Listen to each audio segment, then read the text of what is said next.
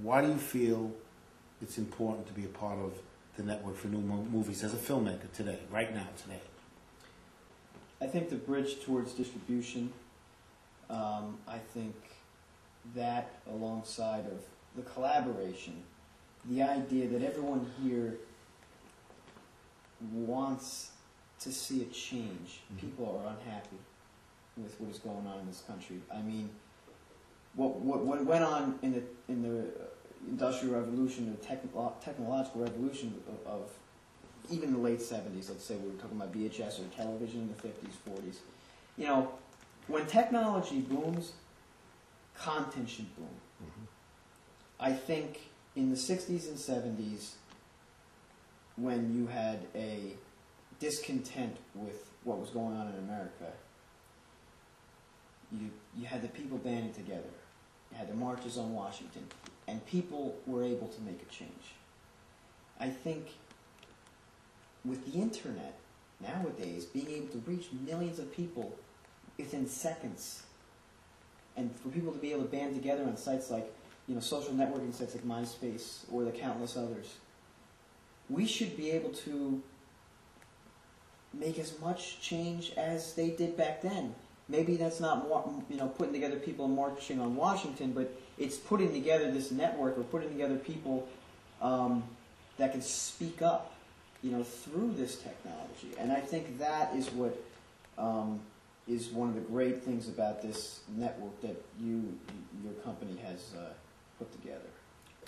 You know, Warren Buffett said something the other day on television that brought a tear to my eye. And I didn't think there were people at his level that could say something like that. He said this country has to start worrying more about the 300 million people in it than people like me. When he said that, I couldn't believe hearing that from a man like him. Because not only is he a good man, he knows what the problem is.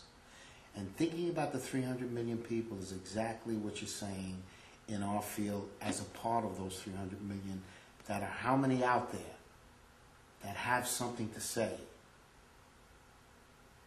or something that's creative and beautiful to present, and don't get a chance to show it. And yet now with this technology that we have, it's our job at this network to collect our interests, all you filmmakers out there in the world, to join us so we could again have a chance, like the beginning of this century, the other century, to show talent, conviction, courage, perseverance, and do great things. The Empire State Building, the Brooklyn Bridge, all these great things that were created by people that had a vision and desire. This desire and vision needs to go out there, and that's what this network's about. It's free. All you have to do is log on with us through MySpace, YouTube. We'll have websites out there. And let us know that you're hearing what we're saying, you want to be a part of us. And we'll do what we need to do to get your work shown. I think the idea that you're offering a no-strings-attached venue to not only for me to come on the show, but also to show my full-length movies on a website. You have something? You brought something? Yes, I did. I did bring a string of movies that I had done. This is, and I'll show it to you here. This is the first short movie in a series that I'm doing. Milking the Chicken. Yeah, titled Milking the Chicken. Great poster. Kraft Cheese executive is screaming commercial. Tell us about your film. To me, the film's about misguided youth and what can happen at a realistic level to somebody that just thinks they're making a quick buck. And I brought the prequel to that film, which takes place in 1988, which also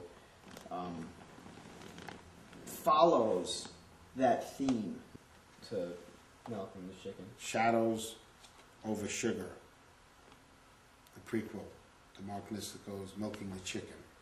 And both movies deal loosely with crime, but they deal with it in a realistic point of view. Right. I was tired of seeing so many films glorifying criminals and mobsters, and these two films really center on two characters in two different eras, and similar choices that were made for the easy life of crime and the realistic consequences that come with them.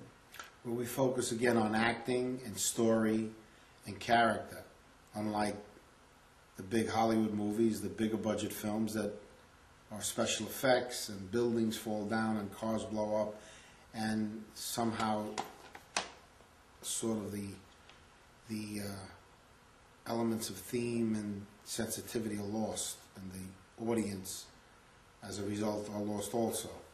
And the opportunity now to bring that back with this new technology by offering new talents to come into the industry is a part of what we want to do at this network, at New Generation Pictures, the network for new movies.